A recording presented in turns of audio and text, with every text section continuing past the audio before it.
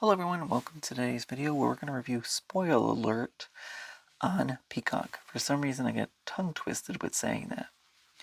And I haven't posted in a while and I've been going through a lot, and this movie, especially with the character that's played by Jim Parsons, Michael, found myself relating to lots of the things of his character and what I have been going through as well with my boyfriend's struggle after having a stroke. So I thought that would be a good idea just to, because I'm making these videos for therapy for myself, and I hope that you all enjoy, to go through the story in the movie and talk about it and give my impressions of it as well as we walk through every step of this story. So just a high kind of level overview of the story. Jim Parsons' character, Michael, finds love and goes through an emotional roller coaster during this movie when his partner Kit is diagnosed with terminal cancer, and Kit is played by Ben Aldridge. And like I said, it is an emotional roller coaster. I found myself actually crying a couple times during this movie, and it's kind of funny because lots of people say I don't cry. So it's not that I don't cry, it's I try to separate myself to prevent myself from crying or getting too engrossed in the story. But this movie was hard because I found it relatable to what I'm going through. Now, not everyone's going to relate to it, and yeah, there's certain parts of the movie that people may find harder to connect with, and we'll go through that.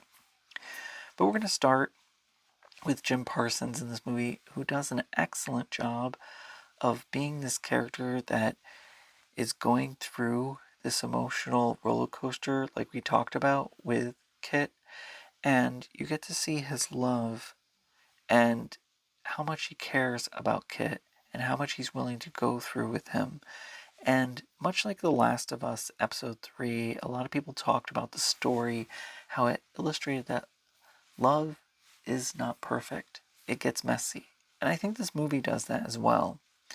A lot of people are going to compare it to like the kind of tearjerkers, like maybe It's Trying to Be a Beaches, It's Trying to Be a Still Magnolias, and a lot of people are going to go, hey, it's not as good as those.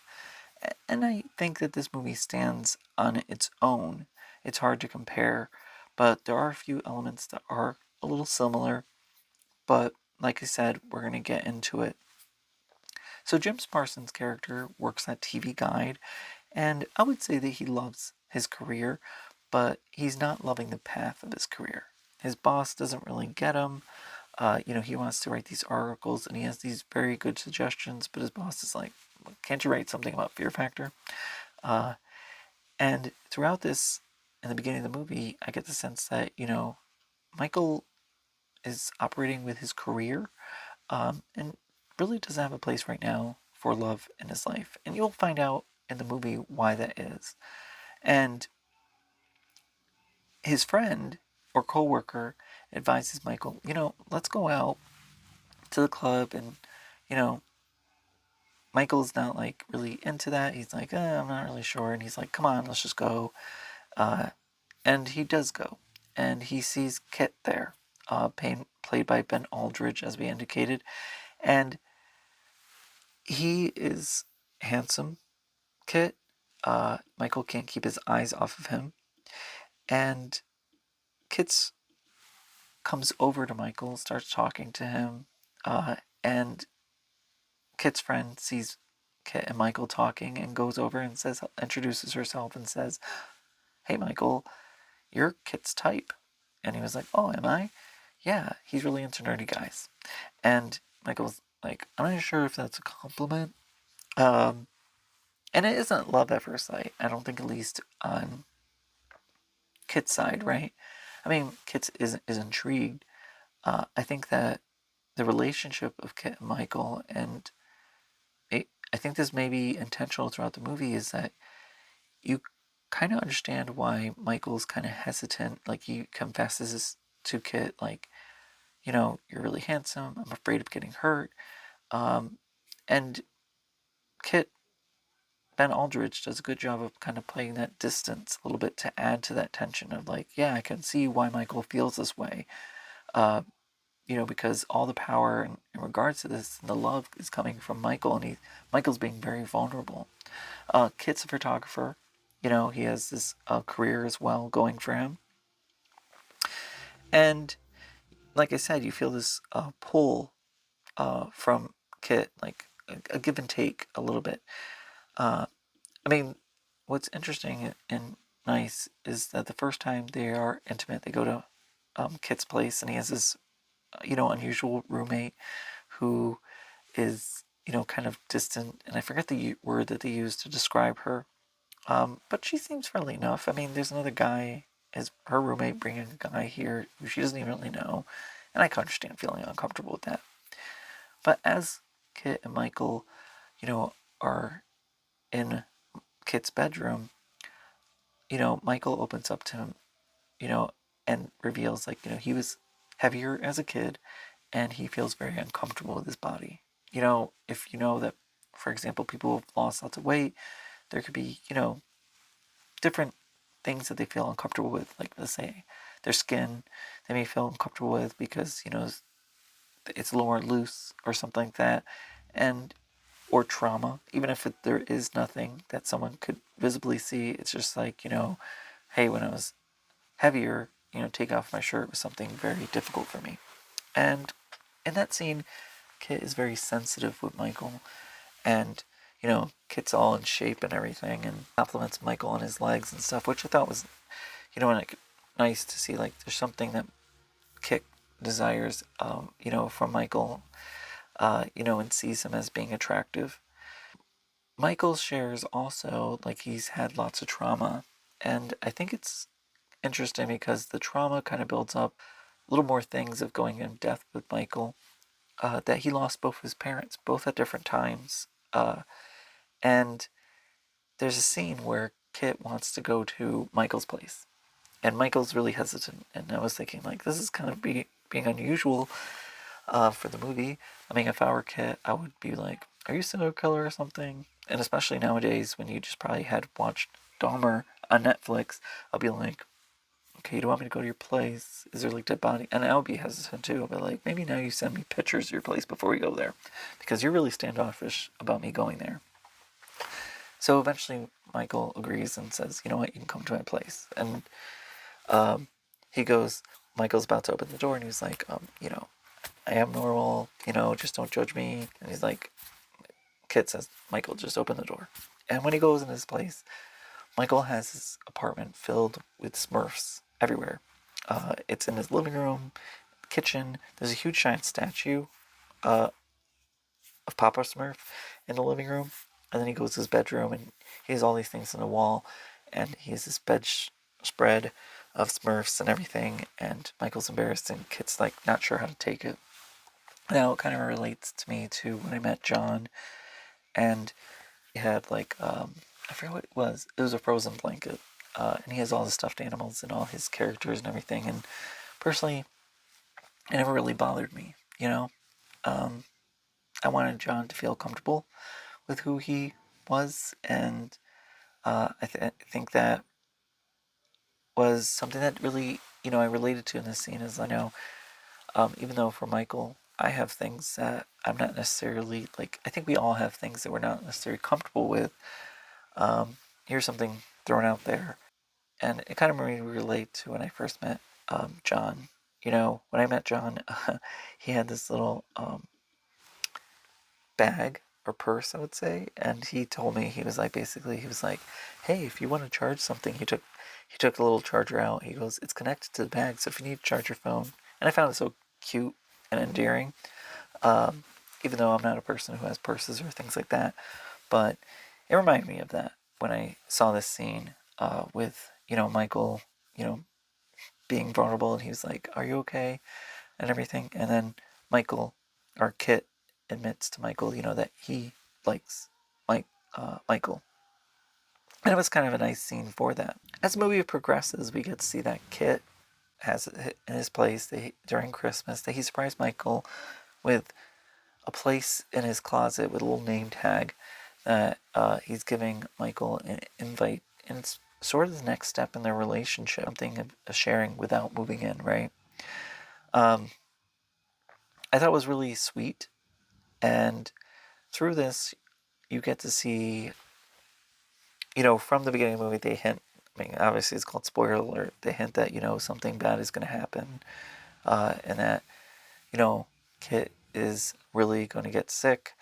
You don't know necessarily. I'm not sure if you know the outcome at least, but I mean, one could assume. An event happens in here, and Michael says, "Don't worry, this is not that part of the movie yet."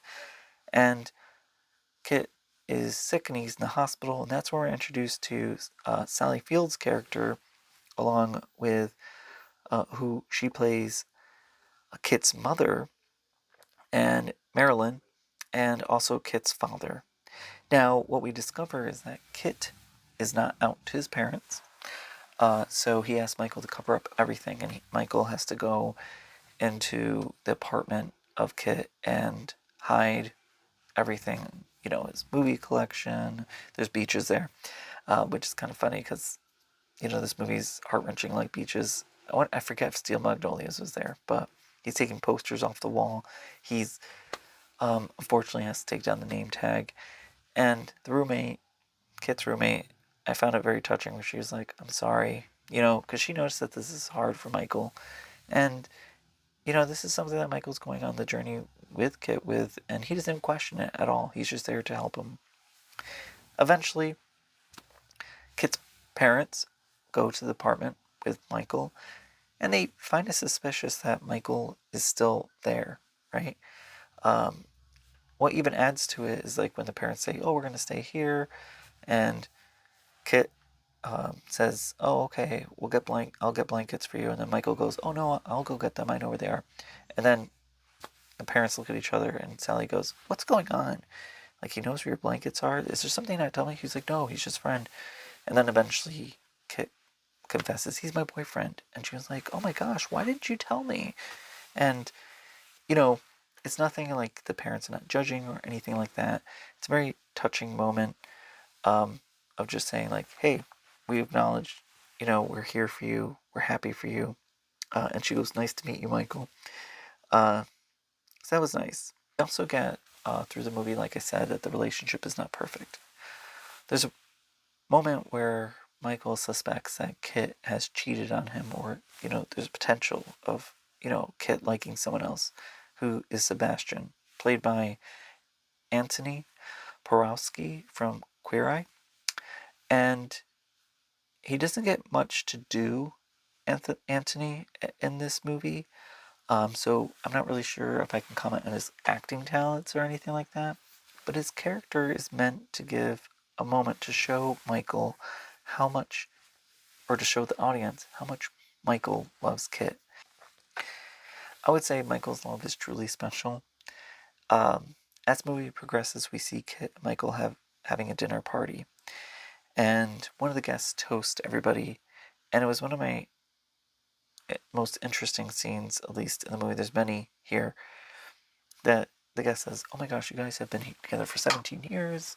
I really like that you guys can be, in this relationship for so long. You're kind of a role model for me." And everyone at the dinner party laughs because it's revealed that Kit and Michael are living separately.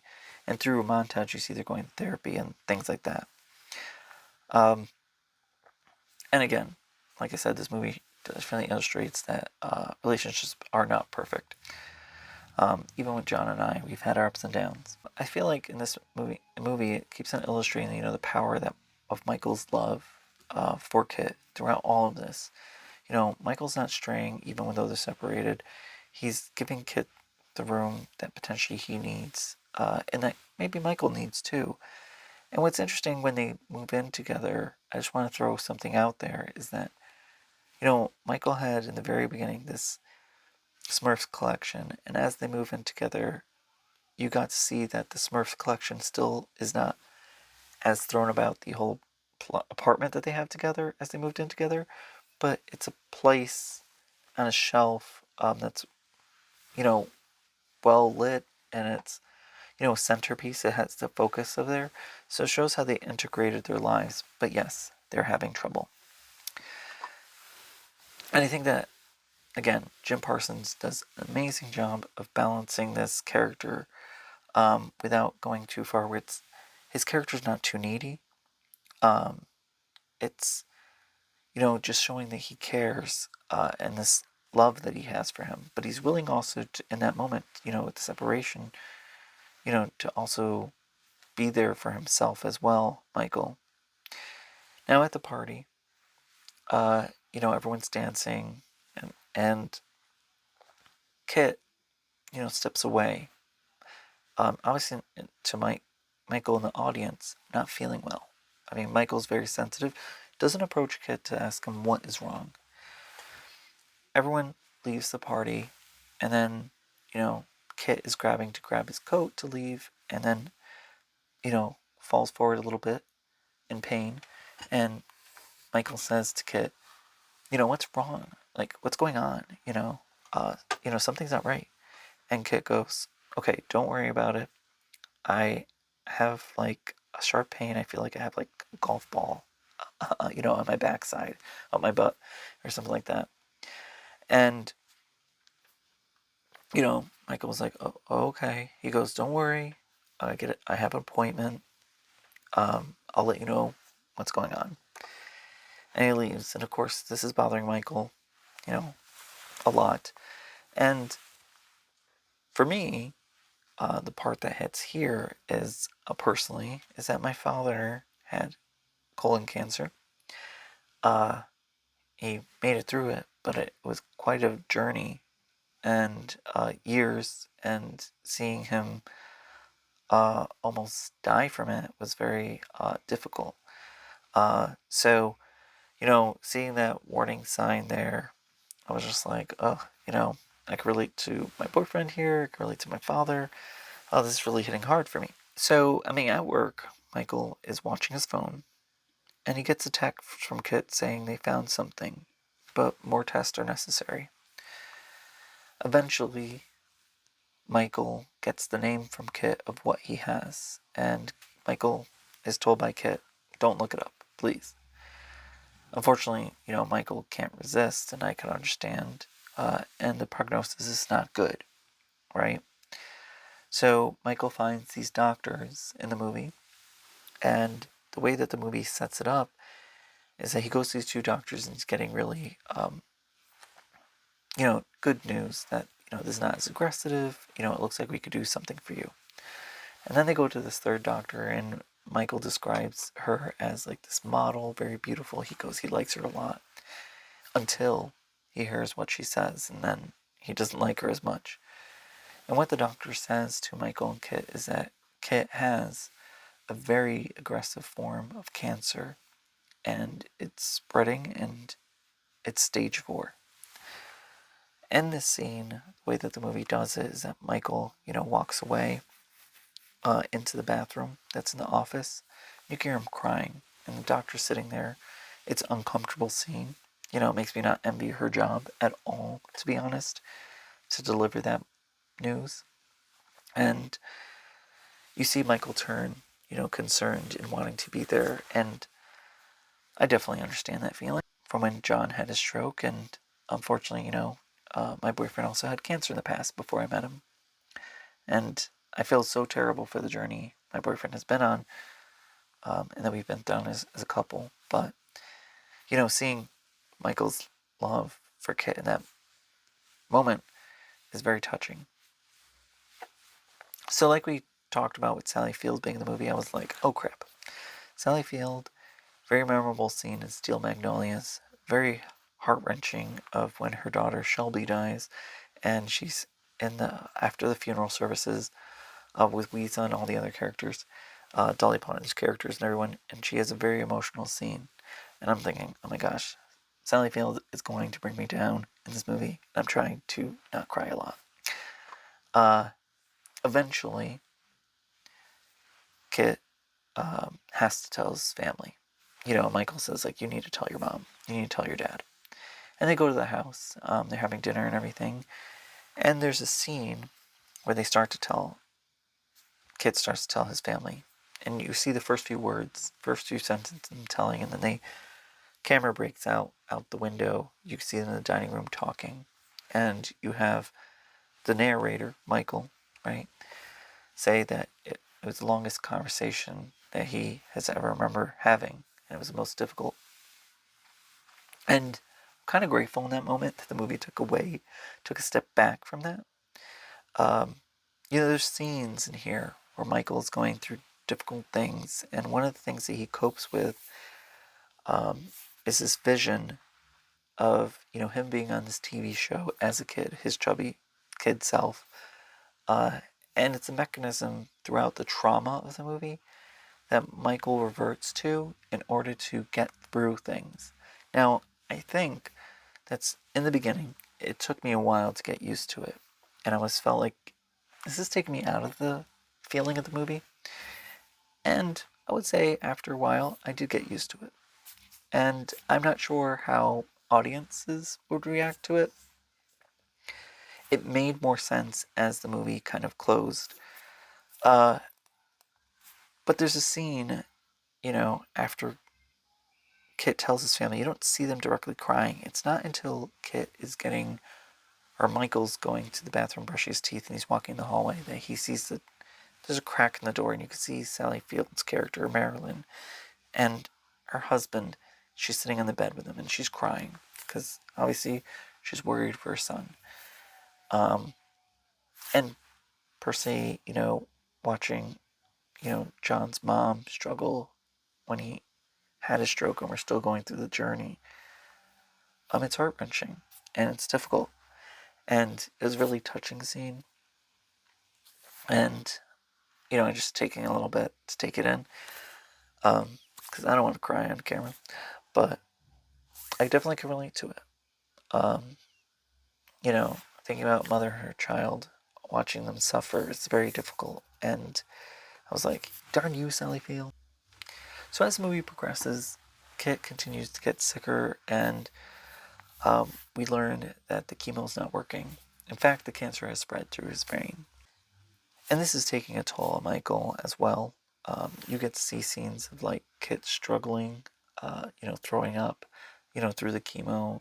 You get to see that he is there for Kit as he, falls in the bathroom floor, and he's in pain, and Michael's rushing in. All very relatable on my end of, things that my partner and I have gone through. And you see that Kit starts to lose his hair through the chemo. Eventually, Michael decides to take Kit to the beach because Kit starts feeling better. And he starts feeling better because he's getting radiation, and the doctor says, that's going to spread to your brain. There's not much more we can do. We can do pain management at this point. And, Michael's posting on Facebook or whatever social media and saying, hey, Kit feels better. We're going to go to the beach. And he takes Kit and his family there. And it reminded me of Steel Magnolias because, we're on their beach and she's watching her daughter play. And here you have Sally Field and Michael watching Kit and his father walk on the beach and having a moment, which was kind of funny because, Sally Field, Marilyn, says to Michael, she was like, thank you for inviting us. He goes, yeah, I used to come with my family here, before they passed. And she was like, thank you. He was like, well, I was opposed to it, but Kit wanted to bring you. And she was like, oh, you know. So it was like, that relationship that they had developed between each other. It was nice to see that connection between Kit and his mom. Throughout the movie, you see that Michael and Kit, like I said, were separated in the sense of having two separate places.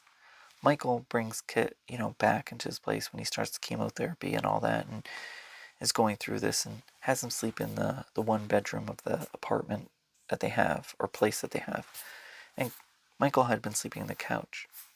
It's not until, everything kind of reaches this kind of point where, things are becoming a little more hopeless that, Michael gets into the bed with Kit and Kit curls up to him. Eventually, Kit is rushed to the hospital, where this is the moment that has been spoiled from the beginning, where Michael and his family are told by the nurse basically to say their goodbyes. That Kit can hear them, and she tells them that they should say to Kit that they'll be okay without him, so he can pass. One of the things that illustrates how much Michael loved Kit is that he offers the olive branch to Sebastian, who is someone that Kit admits earlier in the movie that he did sleep with, to come and say his goodbyes to Kit.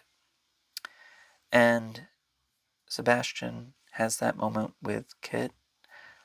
Michael's in the hallway. Sebastian comes out and he thanks Michael for letting him have that moment. And he cries in Michael's arms. So as Michael goes back in the room with his Kit's mother and father, and Kit is dying on the bed, and Michael gets in the bed with him, facing him face to face as they laid on their side, Michael has a moment where he says to himself, what if this was not how it was supposed to be? What if it all was a movie? What if Kit was playing a character and he's an actor and his character is dying and Michael is there to do a report for TV Guide and interview Kit, and you see like Kit get off the bed and it's this behind the scenes kind of scene, and Michael is asking Kit questions in the hallway of the hospital where he's, we're assuming that he's playing this character who's dying in the bed, and one of the crew members calls to Kit and says, hey, we gotta go back, and Kit tells them, okay, just a few more questions, and Michael's asking his questions, and then eventually the crew member says, hey, it's time to go, and Michael goes, okay, I gotta go. And then we cut back to Kit and Michael laying in bed, and Kit passes away. You get to see like the camera come out, and you see Michael there with Kit and Sally Field, Marilyn, and the father, on top of Kit, holding him. And you see this moment where Sally Field is just kissing Kit, multiple times on his arm. Look, it's getting very emotional for me. Because the reason why it's emotional for me is because it reminds me of when I saw my boyfriend in the hospital after the stroke.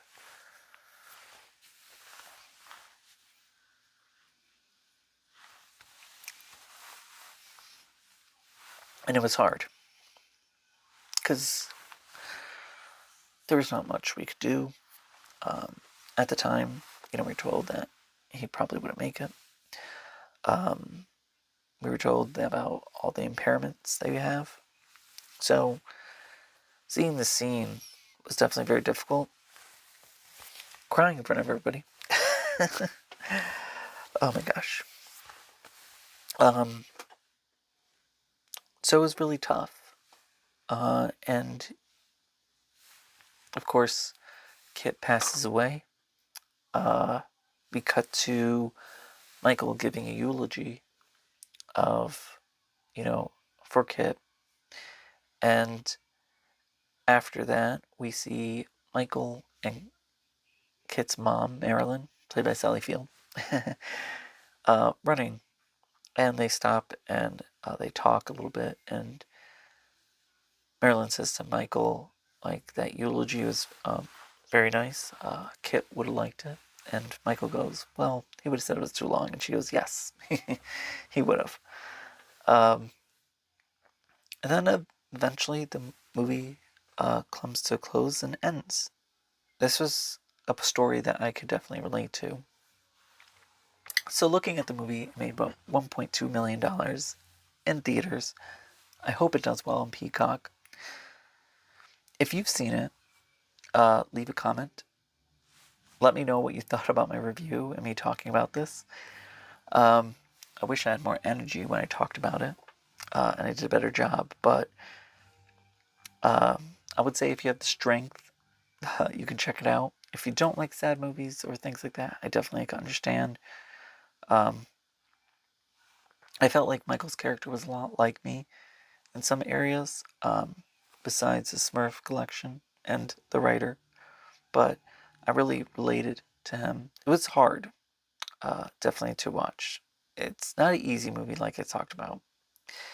But if you like what you're seeing, hit the subscribe button, leave a comment, like, hit the notification bell to get notified of more videos. If you're going through something difficult, just know that you are not alone and that you are strong enough. I, yes, am still struggling uh, and taking it day by day, but I'm okay. I love you all. Thank you. Until next time, stay safe and bye.